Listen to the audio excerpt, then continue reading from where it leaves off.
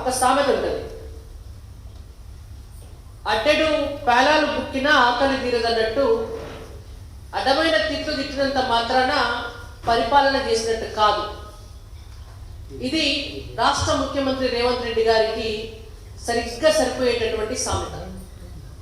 1 సంవత్సర కాలం పాటు పరిపాలించినటువంటి కాంగ్రెస్ ప్రభుత్వం నిన్న విజయోత్సవ సభ అని చెప్పి, అది కూడా మహిళా విజయోత్సవ వారోత్సవాలు అని చెప్పి, ఇందిరాగాంధీ గారి జయంతి సందర్భంగా చేస్తున్నామని చెప్పి లక్షలాది మంది మహిళలను తరలించి వరంగల్లు గడ్డ మీద భద్రకాళి అమ్మవారి సాక్షిగా, సమ్మక్క సారలమ్మ సాక్షిగా నిర్వహించినటువంటి సభ అది మహిళా విజయోత్సవ సభ కాదు, మహిళా వంచన సభ.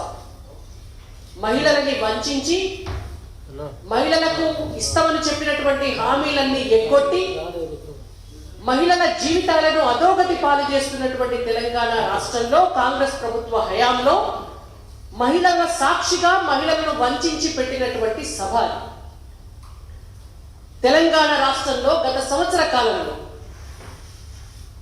మహిళల రక్షణ అనేటువంటిది కరువైపోయినటువంటి పరిస్థితి.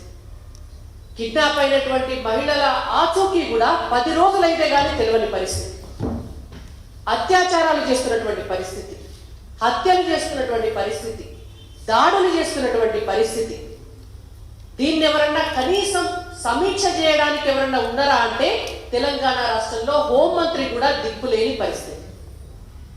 హోంమంత్రి లేని రాష్ట్రంలో తెలంగాణలో మహిళలకు రక్షణ ఎట్లా ఉంటుందో, మహిళా వారోత్సవాలు మహిళా విజయోత్సవాలు చేసుకునేటటువంటి అర్హత ముఖ్యమంత్రి రేవంత్ రెడ్డి గారికి ఉన్నదా అని భారతీయ జనతా పార్టీ తరఫున మేము ప్రశ్నిస్తున్నాం. ఎన్నికల్లో హామీలు ఇచ్చినారు. శ్రీమతి ప్రియాంక గాంధీ గారిని తీసుకొచ్చి, రాహుల్ గాంధీ గారిని తీసుకొచ్చి, ఒక మీటింగ్లో అయితే సోనియా గాంధీ గారిని తీసుకొచ్చి మహిళా డిక్లరేషన్ చేసినారు. మీరు మహిళా డిక్లరేషన్ చేసి చెప్పినటువంటి వాటిలో ఏదన్నా హామీలను మీరు అమలు చేసిండ్రా? మీకు మహిళా విజయోత్సవాలు చేసుకునేటువంటి అర్హత ఎక్కడిది అని రేవంత్ రెడ్డి గారిని మేము అడుగుతున్నాం.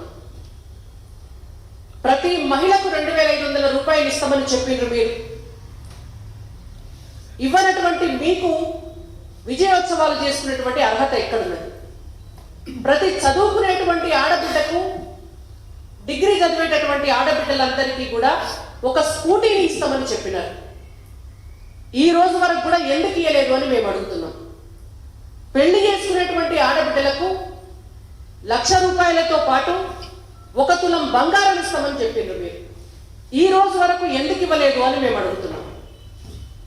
అంగన్వాడీ మహిళలకు 18,000 రూపాయలు జీతభత్యాలు పెంచుతామని చెప్పినారు. మీరు ఆడబిడ్డల్ని ఎందుకు మోసం చేసిండ్రు అని మేము అడుగుతున్నాం. స్వయం సహాయక బృందాలను నిన్న మొత్తం తరలించిండ్రు తెలంగాణ నుంచి వరంగల్. మరి అదే స్వయం సహాయక బృందాలకు వాళ్ళ వడ్డీ లేని రుణం పరిమితిని 10 లక్షల వరకు పెంచుతామని చెప్పినటువంటి రేవంత్ రెడ్డి గారు ఎందుకు పెంచలేదు అని మేము అడుగుతున్నాం. మహిళలకు ఇల్లు కట్టిస్తాం, మహిళల పేరు మీదనే రిజిస్ట్రేషన్లు చేపిస్తామని చెప్పినటువంటి మీరు ఈ రోజు వరకు కనీసం ఒక్క ఇంటికి కూడా కనీసం భూమి పూజ కూడా చేయని పరిస్థితిలో మహిళా విజయోత్సవ సభలు చేసుకునేటువంటి అర్హత రేవంత్ రెడ్డి గారికి ఎక్కడున్నది, కాంగ్రెస్ ప్రభుత్వానికి ఎక్కడున్నది అని మేము అడుగుతున్నాం. సిగ్గుపడాలి. మీరు నరేంద్ర మోడీ గారి గురించి మాట్లాడుతున్నారు.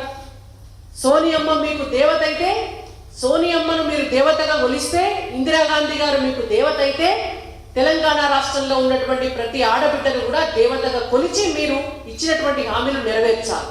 మీకు అది చేత కాదు, మీకు అది సాధ్యం కాదు. ఒక్క ఆడబిడ్డ కూడా అనారోగ్యానికి గురి కావద్దు అని చెప్పి ఉచిత గ్యాస్ కనెక్షన్ ఇచ్చినటువంటి పార్టీ భారతీయ జనతా పార్టీ. ఒక్క ఆడబిడ్డ కూడా ఆత్మగౌరవం దెబ్బతినద్దు అని చెప్పి ఇంటింటికి టాయిలెట్లు కట్టించినటువంటి పార్టీ భారతీయ జనతా పార్టీ. 60 ఏళ్ళు కేంద్రంలో ఉండి 50 ఏళ్ళు ఇక్కడ ఉమ్మడి ఆంధ్రప్రదేశ్లో అధికారంలో ఉండి కూడా కాంగ్రెస్ పార్టీకి ఒక్కనాడు కూడా సోయి లేకపోవడానికి మీరు సిగ్గుపడాలి. నరేంద్ర మోడీ గారిని, భారతీయ జనతా పార్టీని, కిషన్ రెడ్డి గారిని ఇష్టం వచ్చినటువంటి మాటలు మాట్లాడడం పరిపాలన దక్షత అనిపించుకోదు. రేవంత్ రెడ్డి గారు మీరు గుర్తెరగాలి. భారతీయ జనతా పార్టీ క్యాబినెట్లో గత క్యాబినెట్లో 12 మంది కేంద్ర మంత్రులను, ఈ క్యాబినెట్లో 7 మహిళలను కేంద్ర మంత్రులుగా చేసినటువంటి పార్టీ భారతీయ జనతా పార్టీ.